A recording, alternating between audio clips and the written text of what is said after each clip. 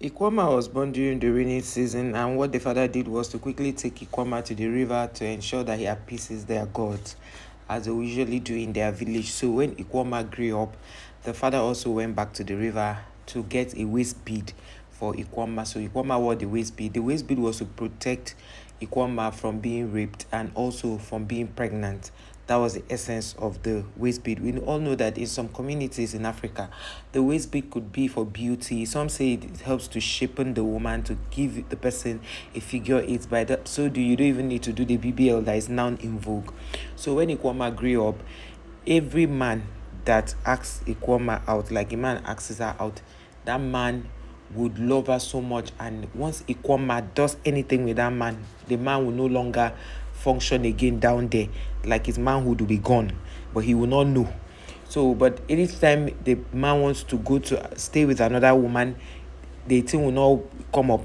But when it's with Ikwama, everything would stand as it's supposed to be. So this went on until one time like that, Ikwama now started asking the father that she's noticing something, because when the father did all this, the father didn't tell her the reason why he was doing that. So she met another man, and that happened. She met another man, and that happened. And the thing is, they will always come back to her to tell her that the last time they did this with her, these things, was standing. Well, how come it's not standing? So Ikwama now started saying, is it that they cheat on her? Because for them to have come to tell her, it means that they cheat on her. That she wouldn't have known if the thing was functioning. If it was functioning, they won't come back to ask her or tell her anything. So why are they coming? Which means they actually cheat on her. So when she asked the father this, the father now said, no, there's no problem, that he just did that to checkmate men that come into her life so that she doesn't fall into the wrong hands. Then Ikwama now went to date a ghost. Immediately Ikwama dated a ghost. All the charm did not work for this ghost, because she fell in love with the ghost. Unlike the other people, they are the ones that fall in love with Ikwama. She usually don't have time falling in love with anybody, but this particular ghost, she fell in love with the ghost, and Ikwama did not physically have any sexual intercourse with this ghost. But the ghost comes at night, and the ghost comes only in the night where everybody is sleeping. The ghost will come and do what he's supposed to do and leave. Then Ikwama became pregnant. Now, when they called all the guys Ikwama had slept with, all of them did not have manhood again. So how would they get her pregnant? They didn't have any reason to get her pregnant. So they now went to look for a dibia. A dibia is, for those who are not from Africa, a dibia is like a soothsayer or all these witch doctors. When they asked the dibia now said no, that it's just maybe she just thinking it's nothing. He did all the incantation and nothing showed. So the father now remembered that when Ikwama was born, he took Ikwama to the river to go and dedicate her to the river. When Ikwama was growing, she got waist bead for Ikwama. As Ikwama grew, he was changing those waist beads because he got it from the river. So he went back to the river to ask the goddess what's going on, that this is what's happening to Ikwama, that Ikwama is pregnant, but they cannot find who impregnated her. That was when the river goddess now began to tell them everything that happened, how Ikwama has a spiritual, she called it a spiritual husband. Meanwhile, it is actually a ghost, because the ghost had seen what Ikwama was doing in the community, and it needed another power that supersedes her own power to be able to break the reason why she's there, to break why she's doing what she's doing. So Ikwama was, her tummy kept growing. She could hear the baby's movement, but she could not see who the father of the baby was, because Ikwama already knew that all these men that slept with her, once they did, they never knew themselves again, and they didn't have manhood to be able to sleep with another woman. Like, it's physically there, but it's not functioning. So she took in short, she had dated up to 10 men in that village. All the people that had slept with her, the only ones that were saved were the ones that did not sleep with Ikwama. So the father, after coming back from the dibia said the father should bring back all the waist beads she had worn right from when she was small. And when they went to bring the waist bead, they discovered that one of the waist beads was not found. So, meaning that when the ghost came to sleep with Ikwama, the ghost will always pick. He picked one of the waist beads and took it away. And now the river goddess is saying that until they bring the complete waist bead, Ikoma cannot undo the pregnancy. So one day Ikoma was sleeping and the ghost came again. And each time the ghost comes, the ghost must sleep with Ikoma. Ikoma will not know.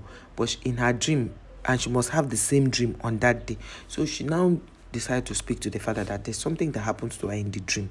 That see this thing that happened. So Ikoma now said, if the river goddess is saying that they must wait until they see her bead, one of her beads, because from when she was small, they were wearing her different beads and they were different sizes. That if the river goddess is saying until they get the last bead, the last waist bead, she will not find solution. That she heard that in one other village like that they have solution to her problem. That she believes that is a spirit that comes to sleep with her. That the father now says it's not possible for a spirit to sleep with you and you be pregnant in real life. So she said no, that's the thing. That immediately that spirit started sleeping with her. That's how she stopped menstruating. That her stomach started swelling because she didn't know what pregnancy was. She didn't know that was pregnancy. It was the father that saw her and knew that she was pregnant because the tummy became so big.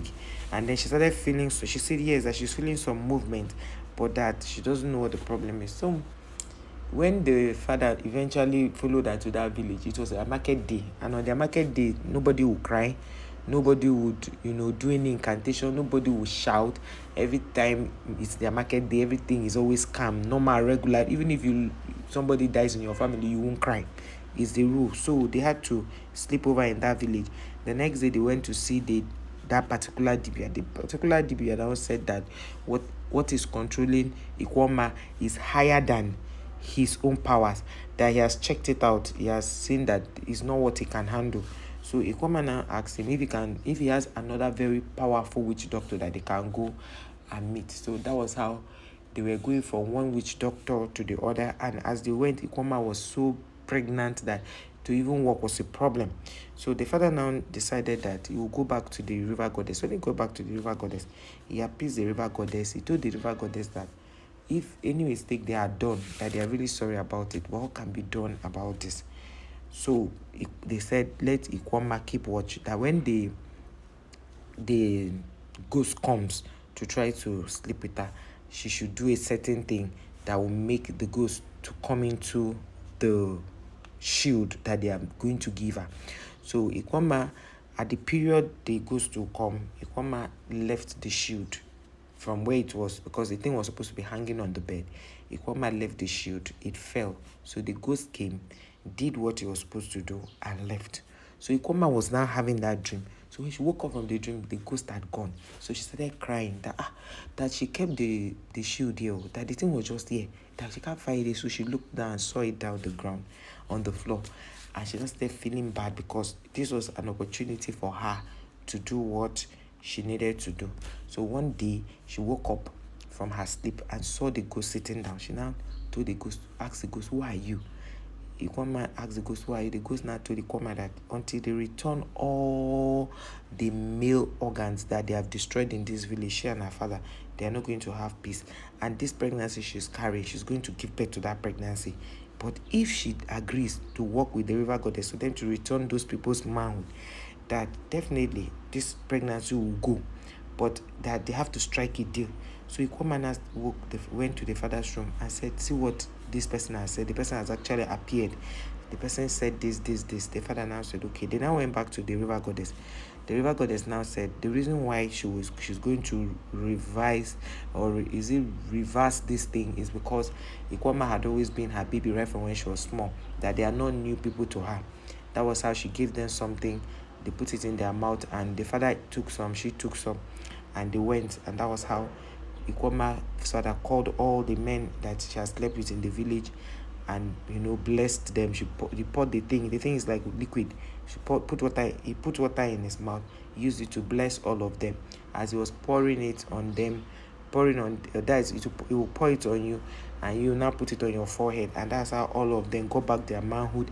Ikoma's tummy started going down gradually until it became very flat. That was how Ikoma got free from all the bondage that she's been in.